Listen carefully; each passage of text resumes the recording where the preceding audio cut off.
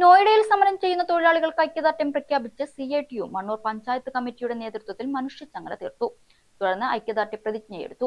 PKS ജില്ലാ secretary O. Swaminathan ഉദ്ഘാടനം ചെയ്തു. 8 മണിക്കൂർ വിനോദം ഒരു തൊഴിലാളിക്ക് അവകാശപ്പെട്ടതാണ്. പക്ഷേ ഇന്ന് വടക്കേന്ത്യൻ സംസ്ഥാനങ്ങളിൽ തൊഴിലെടുക്കുന്ന തൊഴിലാളികൾ 12 മണിക്കൂറും 13 മണിക്കൂറും പണിയെടുക്കുകയാണ്. ഈ 8 മണിക്കൂറിന് ശേഷമുള്ള തൊഴിലാണെങ്കിൽ ഓവർ ടൈമിനുള്ള അധിക വേതനം നൽകുന്നില്ല.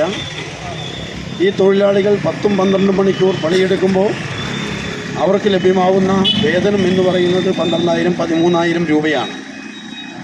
മിനിമം വേതനം നടപ്പിലാക്കണമെന്ന കാര്യം ഒരു സംസ്ഥാനത്തും അതിന് വേണ്ട തയ്യാറെടുപ്പുകളോ ഇടപെടലുകളോ നടത്തുന്നില്ല. നമ്മൾ ആവശ്യപ്പെടുന്നത്, CIT ആവശ്യപ്പെടുന്നത് മിനിമം വേതനം നടപ്പിലാക്കണമെന്നാണ്. അതിന് സർക്കാർ തയ്യാറാവണം. തൊഴിലാളി യൂണിയനുകളെ വിശ്വാസത്തിലെടുത്ത് അവരുമായി ചർച്ച നടത്തി അവരുടെ കൂടി അഭിപ്രായം സമന്വയിച്ചുകൊണ്ട് ആ മിനിമം വേതനം നടപ്പിലാക്കണമെന്ന് ആവശ്യപ്പെടുകയാണ്. ഈ നിയമങ്ങൾക്കെതിരെ ഉത്തരേന്ത്യൻ തെരുവുകളിൽ വി. മോഹനൻ അധ്യക്ഷത വഹിച്ചു. PV പീതാംബരൻ പ്രതിജ്ഞ ചൊല്ലിക്കൊടുത്തു.